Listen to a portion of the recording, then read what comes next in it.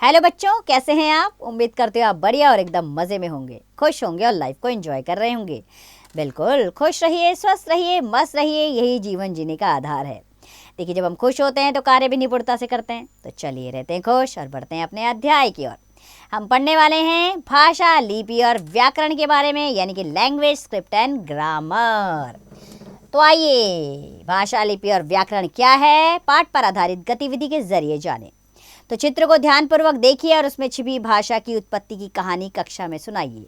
ये किस समय की कहानी है, जब इंसान क्या था, खाना बदोश था, इधर उधर घूमता रहता था। तो ये कहानी अपनी कक्षा में ज़रूर सुनाइएगा। अब आगे बढ़ते हैं।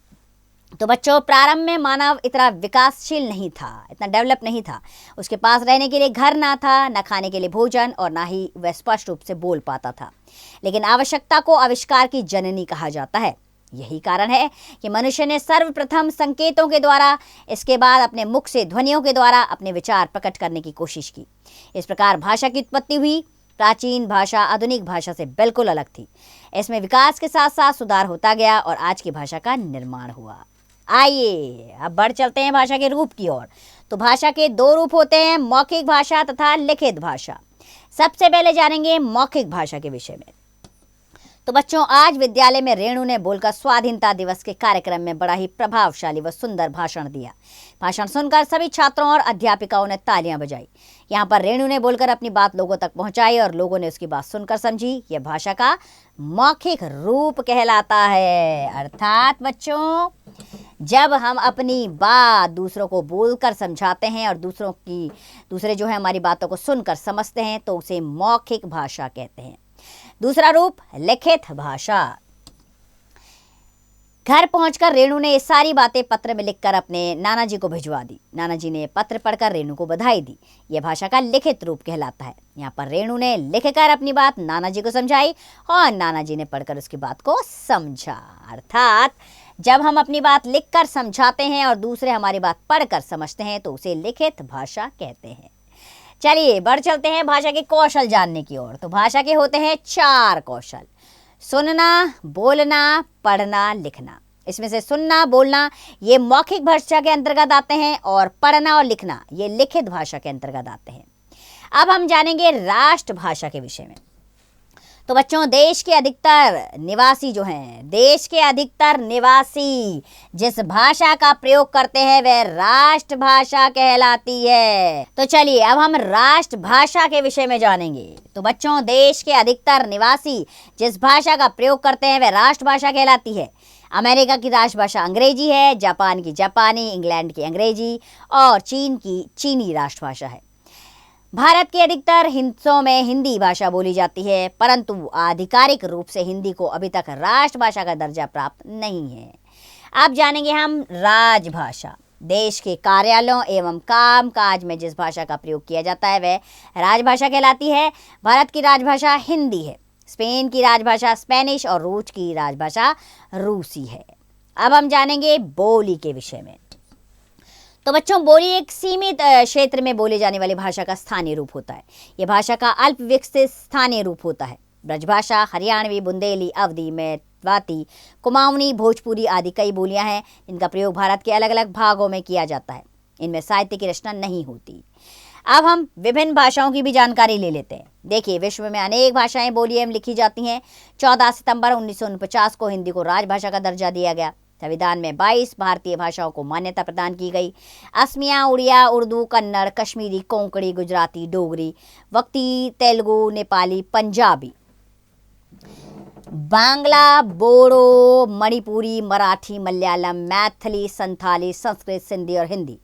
विदेशी ये सारी क्या है, हमारे भारत की भाषाएं। और विदेशी भाषाएं भी हैं कई, जैसे कि अंग्रेजी, फ्रांसीसी, जर्मन, चीनी, स्पेनिश आदि। ये सारी विदेशी भाषाएं हैं।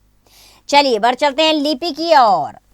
तो बच्चों, भाषा को लिखने का ढंग या तरीका लिपि कहलाता है। हर भाषा की अपनी लिपि होती है। आइए कुछ भाषाएं लिपि जानने। जैसे संस्कृत की लिपि देवनागरी, मलयालम की मलयालम लिपि, पंजाबी की गुरुमुखी है, असमिया की असमी लिपि, हिंदी भाषा की देवनागरी लिपि है और अंग्रेजी की रोमन लिपि है। मराठी की भी देवनागरी लिपि है और उर्दू की फारसी लिपि है। अब हम जानेंगे व्याकरण के विषय में। तो बच्चों, भाषा की शुद्धता एवं एक रूपता को बनाए रखने के लिए व्याकरण का योगदान अत्यंत महत्वपूर्ण होता है।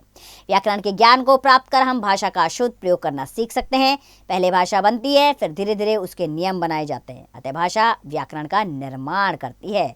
इस प्रकार हम कह सकते हैं कि भाषा के शुद्ध रूप के नियम बताने वाला शास्त्र व्याकरण कहलाता है। व्याकरण के 3 भाग हैं: वर्ण विचार, शब्द विचार और वाक्य विचार। तो चलिए, अध्याय समाप्त हुआ। अब हम जानेंगे इस पाठ से हमने क्या सीखा। हमने इस पाठ से सीखा बच्चों कि भाषा ध्वनि प्रतीकों की ऐसी व्यवस्था है जिससे विचारों का आदान प्रदान किया जाता है। भाषा की अभिव्यक्ति 2 रूपों में होती है: मौखिक रूप और लिखित रूप। भाषा को लिखित रूप देने के लिए निश्चित किए गए चिन्हों को लिपि कहते हैं और व्याकरण भाषा की शुद्धता का ज्ञान करवाता है। व्याकरण के 3 प्रमुख भाग हैं: वर्ण विचार, शब्द विचार और वाक्य विचार। तो चलिए, अब समय आ गया है अभ्यास प्रश्नों की ओर बढ़ने का। सबसे पहले मौखिक प्रश्न। पहला प्रश्न: बोली और भाषा में क्या अंतर है? बोली का क्षेत्र सीमित होता है और भाषा का क्षेत्र विस्तृत होता है। ठीक है, इस प्रकार अब अंतर बताएंगे और बाकी के प्रश्नों के उत्तर इसी प्रकार देंगे। अब लिखित उत्तर देना है। विकल्प वाले प्रश्न आ गए हैं। पहला वाक्य: भाषा के कितने कौशल हैं? 2, 3, 4, 5। तो भाषा के 4 कौशल हैं। बाकी के प्रश्नों के उत्तर भी इसी प्रकार विकल्प से दीजिएगा आप। हम दूसरे प्रश्न पर आते हैं। प्रश्नों के उत्तर यहाँ पर लिखने हैं। पहला प्रश्न: भाषा की परिभाषा व उसके भेद लिखिए। भाषा विचारों के आदान प्रदान का साधन है। उसके 2 भेद होते हैं: लिखित और मौखिक।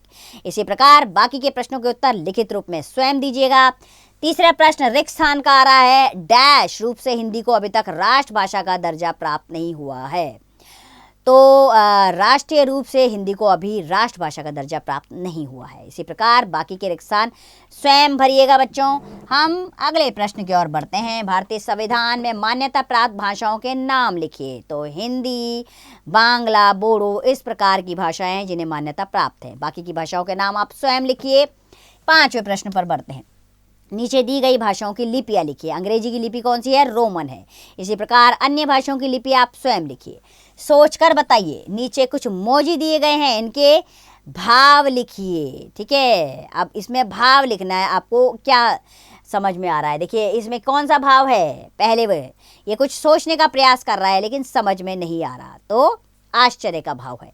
इसी प्रकार बाकी की मोजियों के भी भाव आप स्वयं लिखिए।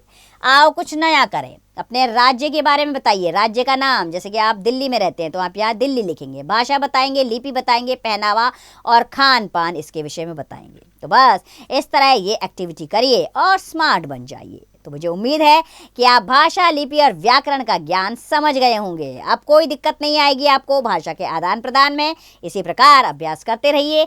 खुश रहिए, स्वस्थ रहिए, मस्त रहिए और अभ्यास कार्य जारी रखिए।